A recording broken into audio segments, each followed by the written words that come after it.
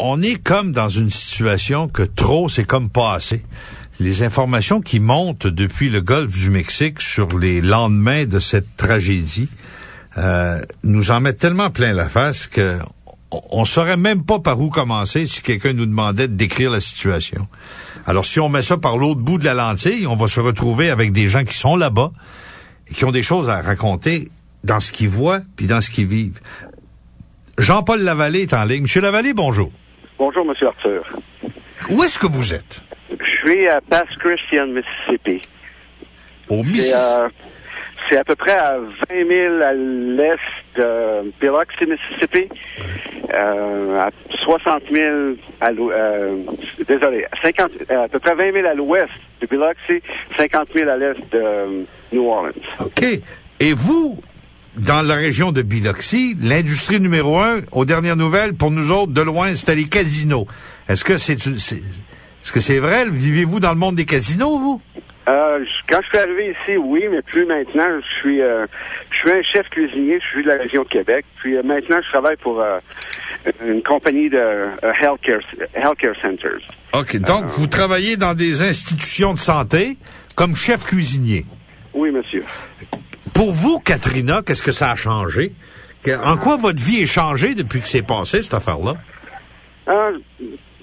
C'est quand on voit des choses après, des gens, les vétérans du Vietnam qui sont tous mélangés dans la tête, je commence à comprendre parce que j'ai vu des cadavres dans les arbres, flotter sur l'eau,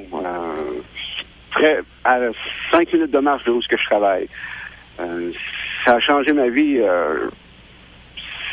La nature, c'est bizarre, c'est épeurant, mais ça a complètement changé ma vie dans tous les sens.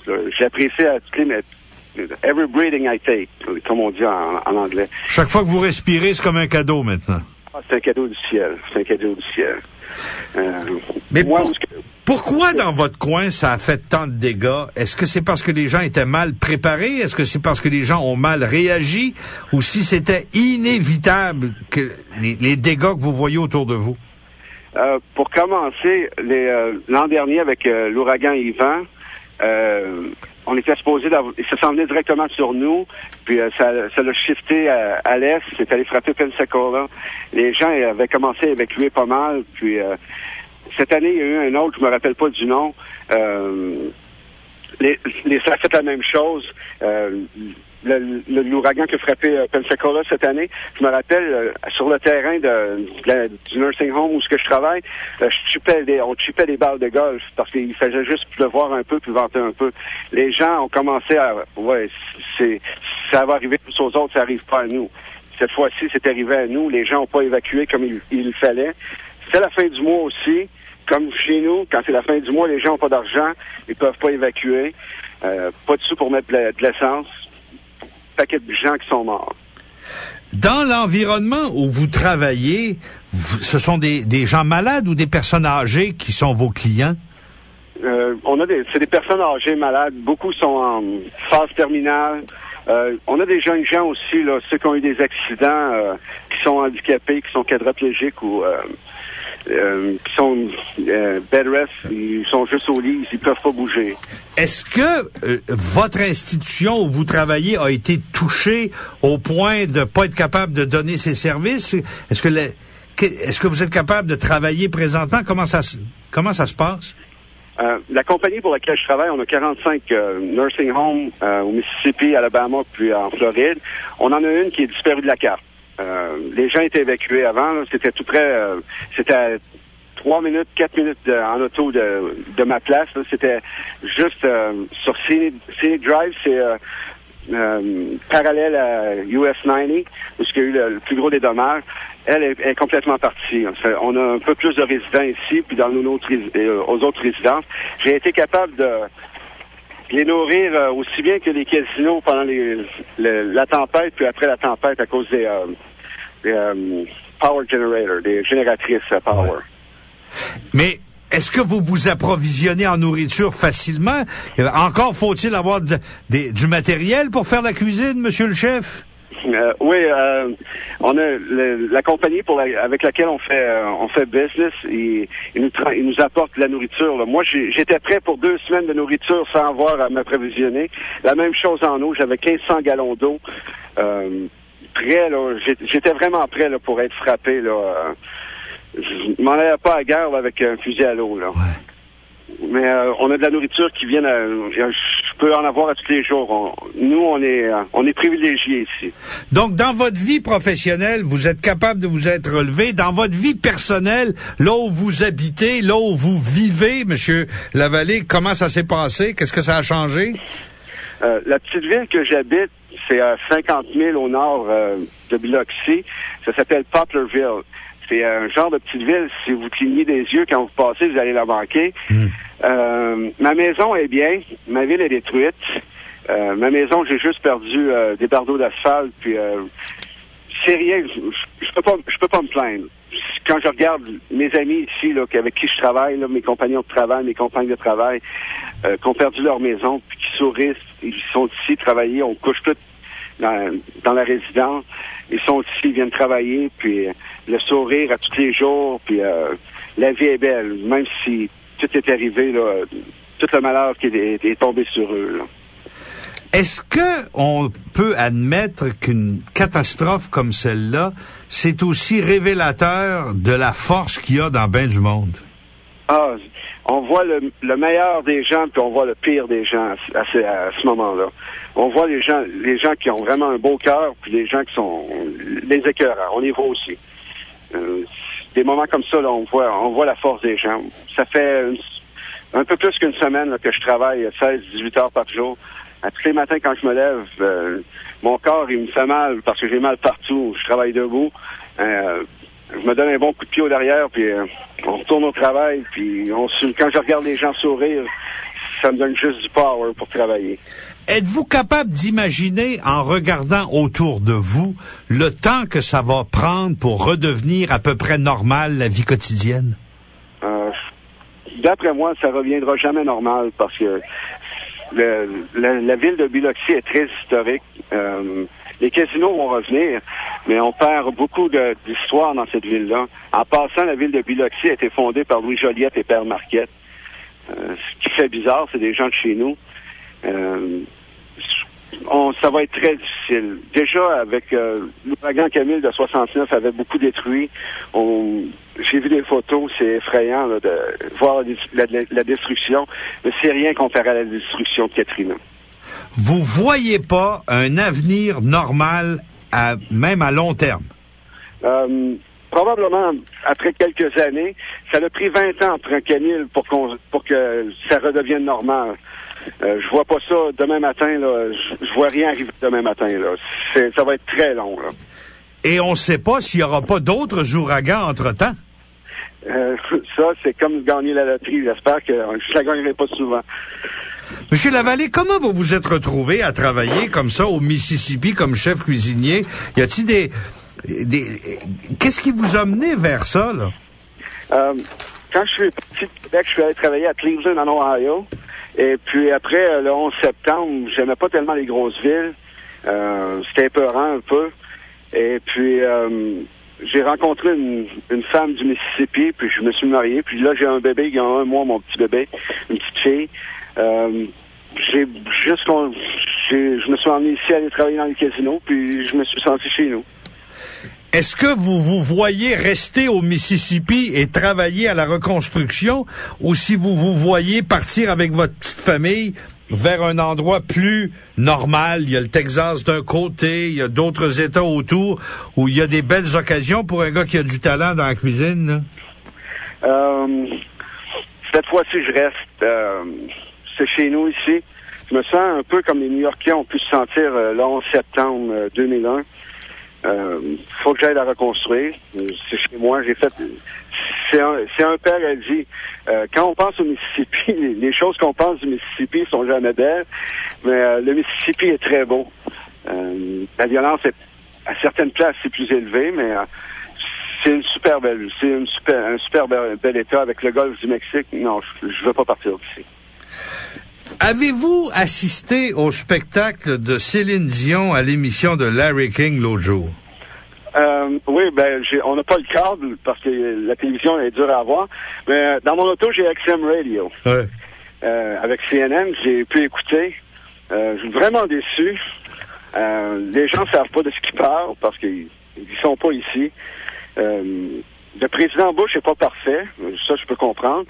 Mais les efforts qu'ils font, la Garde nationale était ici 3 heures après le dernier gros coup de vent de l'ouragan. On voyait la Garde nationale. C'était déjà... la roue avait déjà commencé à tourner pour l'aide qu'on avait ici. En Nouvelle-Orléans, je peux comprendre, la Nouvelle-Orléans, en partant, est très, très dangereuse. J'irais pas me promener en Nouvelle-Orléans, même sur Bourbon Street, à 10 heures le soir, c'est très dangereux. Quand j'écoute la télévision ici, normalement, en Nouvelle-Orléans, c'est 2 meurtres par jour, c'est 15 du vendredi au dimanche. C'est à peu près c'est aussi pire que les morts qu'on a au Québec sur les routes, mais ils se font tirer ici, en Nouvelle-Orléans. Là, les gens ils deviennent comme des animaux, ils veulent avoir de l'eau, ils veulent avoir de la nourriture. Ils ont des armes à feu. Ils tirent sur tous les gens. Si je serais l'aide, je retournerais de bord, moi aussi, puis je m'en irais chez nous. En fait, on oublie que la Nouvelle-Orléans, c'est aussi l'endroit où la police est la plus corrompue au monde, où ils ont eu des scandales à n'en plus finir. Et c'est drôle de voir les gens porter jugement sur la capacité de réagir d'une ville qui était déjà tout croche avant, puis ensuite d'extrapoler. Autour de vous, dans le Mississippi, un peu rural où vous êtes, est-ce que les gens attendent beaucoup du gouvernement ou s'ils vont attendre de d'autres organisations ou de d'autres énergies? On attend que le gouvernement va aider à reconstruire, mais les gens sont réalistes. Les banques sont très gentilles, vont aider les gens pour les prêts, ce que je trouve bien. Présentement, la plupart des gens ont pas de compte à payer parce qu'il n'y a pas d'adresse. Mais on s'attend que le gouvernement va nous aider. Mais on s'attend aussi que la population va nous aider aussi. Et vous, votre contribution, c'est de travailler 16 à 18 heures par jour? Présentement, c'est ma contribution. Puis après ça, il manque que j'aille toute mon aide parce qu'on a beaucoup de gens que c'est à l'avant les bras, sauvons-nous les v'là. Qui se sont sauvés puis qui reviendront jamais. J'ai pas beaucoup d'aide, mais avec les casinos fermés, on va avoir les meilleurs cuisiniers là qui vont chercher dans mais là, vous habitez votre lieu de travail, puis vous avez une famille. Est-ce que votre famille est avec vous? Non, ma famille est à 50 000 au nord-est. Ça s'appelle Wiggins. C'est une petite ville entre Gulfport puis Hattiesburg, Mississippi. Ils sont chez mon beau-père. Il y a une génératrice, ils ont l'eau courante parce que eux sont vraiment en campagne. Ma petite fille est là. Je suis allé la voir 2 fois depuis l'ouragan. Je fais attention parce que à quelques places, les couvre-feux sont de 6 à 6. Je veux pas me faire pogner parce que ça me tente pas d'aller en prison, là. D'aller me ramasser avec les criminels en prison quand je sais que je suis pas un criminel, là. Mais les autres sont corrects, là. J'ai de la nourriture en masse pour eux parce que la compagnie pour laquelle je travaille, ils nous emmènent beaucoup de choses pour les familles, pour nos familles, pour aider nos familles, pour aider nos nursing homes. J'ai tout pour ma famille. Ça, j'ai pas à m'inquiéter d'eux, mais j'essaie de me concentrer sur mon travail. Êtes-vous maintenant citoyen américain, M. Lavallée? Pas encore. Ça va prendre encore quelques années. C'est difficile avec la paperasse et tout ça. Ça coûte tellement cher, je peux comprendre les Mexicains qui sont illégaux maintenant. Puis vous travaillez là-dessus? Ah oui, je travaille. Vous reviendrez pas au Canada, vous, hein? Pour visiter, oui. Mais pour vivre? Non. Je m'ennuie à part ma famille, je m'ennuie d'une couple de petites choses. Je m'ennuie de la poutine. Ça prend bien un cuisinier professionnel pour s'ennuyer de la poutine. Oui. Je m'ennuie aussi de la pizza, parce que la pizza n'est pas mangeable ici. Puis je m'ennuie de la bière d'épinette. C'est les 3 choses que je m'ennuie du Québec. En Nouvelle-Orléans, on devient des brouillards. Quand on n'est pas chez nous, on devient plus des brouillards. On cherche plus. Puis quand là, je suis à Metairie, c'est au nord de la Nouvelle-Orléans. Il y avait une petite épicerie, j'allais là, j'étais capable d'avoir du beurre lactantia, d'avoir des biscuits feuilles d'érable, d'avoir des choses québécoises, là, des whippets. J'étais capable d'avoir des whippets. Puis j'allais là, de la bière de Robert Charlebois, la fin du monde, puis ces bières-là. J'allais une fois par mois, là, j'allais m'approvisionner un petit peu là, puis je m'en revenais chez nous. Puis j'étais correct pour un mois. Monsieur Lavallée, c'est vraiment gentil et généreux d'avoir pris la peine de nous appeler. Avez-vous de la parenté dans la région de Québec, vous? Mon père, ma mère, j'ai des amis. J'ai mon téléphone. J'ai pu parler à mon père depuis le jour après l'ouragan. Je pensais que mon père était pour mourir d'une crise cardiaque. Puis je leur parle 2-3 fois par jour. Ça va me coûter très cher en téléphone cellulaire, mais ça, je m'en fous. Le fait que je puisse parler aux gens de chez moi qui savent que je suis OK, je suis correct ici, puis je suis chez moi. Durant l'ouragan, j'ai pensé pour un instant de m'en aller d'ici puis aller réhabiter à Gatlinburg, au Tennessee, mais ça a changé vite. Ici, je suis chez moi, puis je vais toujours rester ici. Est-ce que vous cuisiniez avant de partir du Québec? Oui, monsieur. C'était à peine pour mettre de la nourriture sur ma table avec les salaires qu'on fait au Québec. Les salaires, c'est incomparable. Je suis parti d'environ 20 000 par année, aller à 70 000 par année. Les taxes sont moins élevées. Le gaz, présentement, l'essence est cher, mais quand je suis arrivé, c'était à 99 cents le gallon. Je suis un fumeur. Les cigarettes étaient 2 $ un paquet. C'était, en partant, là, c'était moins cher surtout, là. C'est sûr qu'il y a des petits désavantages d'être aux États-Unis pour le réseau de la santé et ces choses-là, mais on paye, puis ça coûte, à la fin, il me reste plus d'argent sur mon chèque de paye. Monsieur Lavallée, je vous salue, puis je vous souhaite tout le bonheur que vous méritez. Merci beaucoup. Bonne reconstruction. Merci. Salut. Au revoir. Je sais pas si vous avez été touché comme moi. Le gars dit, puis, vas-tu rester là? Moi, je reste ici, je veux reconstruire. Est-ce que ça va, tout simplement? Je vais avoir l'air de radoter, mais moi, vous le dire avant de finir. C'est les meilleurs qui partent, hein?